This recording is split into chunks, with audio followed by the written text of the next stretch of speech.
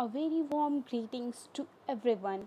Today, I, Hidatul Fatima, I will be discussing about the constitutionality of delegated legislation in India.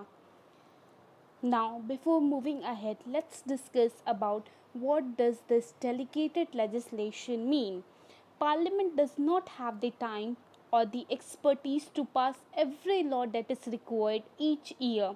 It is therefore necessary for it to give some of its power to other people and organizations to make law. So giving of the power by the parliament is said to be a delegation of power. Now, what does the term delegation mean? The Black Laws Dictionary has given a very beautiful example of the term delegation. Let's look at that.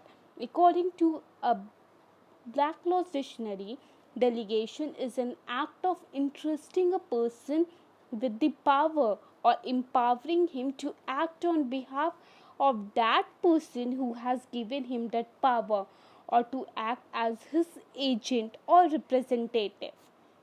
Now, what does delegated legislation mean?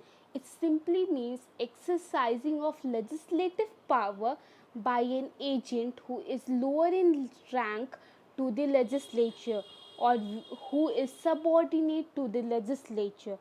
Or we can say that when the function of the legislation is entrusted to organs other than the legislature by legislature itself, the legislation made by such organ is called delegated legislation.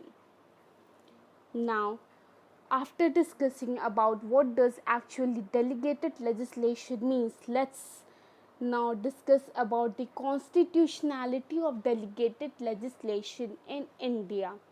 In the case of India, the constitutionality of administrative rulemaking should be subject to discussion under the umbrella of three different periods, ranging from the Privy Council to the present apex court, the Supreme Court of India. So, the constitutionality of delegated legislation in India is basically divided into two parts. First is pre-constitutional period, and another one is the post-constitutional period. In both this period, the scenario is completely different. Now, first look at the pre-constitutional period. In pre-constitutional period, there is one of the very famous case which is known as R versus Bura. Let's discuss what is there in this case.